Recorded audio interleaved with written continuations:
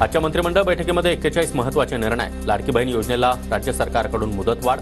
मच्छीमार आर्थिक विकास महामंडळाची स्थापना करण्याचा देखील निर्णय. राहुल गांधी यांना पुणे कोर्टाचं समन्स. स्वातंत्र्यवीर सावरकरांसंदर्भातील लंडनमधील वक्तव्यावरून आबरू नुकसानीचा दावा. सात्यकी सावरकर यांची कोर्टामध्ये धाव. 23 ऑक्टोबरला कोर्टात हजर राहण्याचे आदेश. मुख्यमंत्री एकनाथ शिंदेंचा मालेगाव दौरा रद्द. देशातील सर्वात मोठ्या कृषी विज्ञान संकुलाचं मुख्यमंत्र्यांच्या हस्ते उद्घाटन होणार होतं. मुख्यमंत्र्यांच्या फोनवरून शुभेच्छा. मात्र मालेगावकरांचा हिरमोड. यवतमाळचे पालकमंत्री संजय राठोड यांच्या वाहनाची मालवाहतूक गाडीला धडक. मालवाहतूक करणाऱ्या गाडीतील चालक जखमी. दिग्रस रोडवरील कोपरा भागातील घटना. मुंबईमध्ये विजय वडेट्टीवार यांच्या बंगल्याबाहेर भाजपचं आंदोलन. चंद्रपूरमध्ये काँग्रेस पदाधिकाऱ्यांना अल्पवयीन मुलीवर अत्याचार केल्याचा आरोप. वडेट्टीवार यांनी भूमिका स्पष्ट करण्याची मागणी.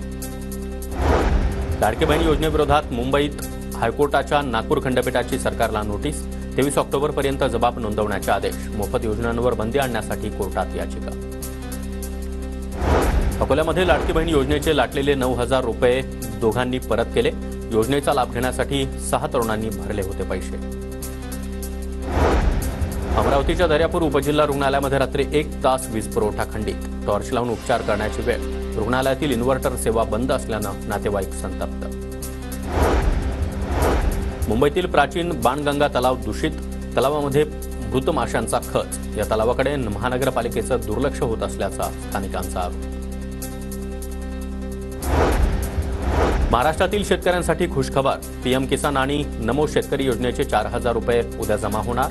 पंतप्रधान मोदींच्या हस्ते उद्या वाशिममधील कार्यक्रमात निधी वाटप. रत्नागिरीतील वाटद एमआयडीसीला ग्रामस्थांचा विरोध. 20,000 शेतकऱ्यांचा जमीन संपादनाला विरोध. वाटद एमआयडीसीमधील 2,500 एकर जमीन संपादित करण्याची नोटीस. नवरात्रोत्सवामध्ये 3 दिवस मध्यरात्री 12 वाजेपर्यंत लाऊडस्पीकरला परवानगी. 9 ते 11 ऑक्टोबर दरम्यान रात्री 12 वाजेपर्यंत दांडिया खेळता येणार. जास्त पावसानंतर यंदा राज्यामध्ये थंडीचा देखील कडाका. ऑक्टोबरमध्ये देशाच्या बहुतेक भागामध्ये सरासरीपेक्षा जास्त पावसाची शक्यता. ऐन दिवाळीमध्ये थंडीसह पावसाच्या सरी बरसण्याचा देखील अंदाज. म्हाडाच्या मुंबई मंडळाच्या 2030 घरांच्या सोडतीसाठी पात्र ठरलेल्या अर्जदारांची अंतिम यादी प्रसिद्ध. 1 लाखांपेक्षा अधिक अर्जदार पात्र. मेट्रो 3 मार्गिकेच्या पहिल्या टप्प्याच्या उद्घाटनाचा मार्ग अखेर मोकळा. मेट्रो मार्गिका सुरू करण्यासाठी CMRS कडून हिरवा कंदील. शनिवारच्या ठाणे दौऱ्यामध्ये पंतप्रधान मोदी यांच्या हस्ते उद्घाटन होण्याची शक्यता.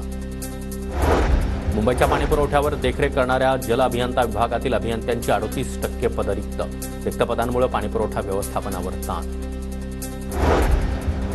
कळवा मुंब्रा स्थानकात देखील थांबणार जलद लोकल. नवीन वेळापत्रकाची उद्यापासून अंमलबजावणी. प्रवाशांना मोठा दिलासा.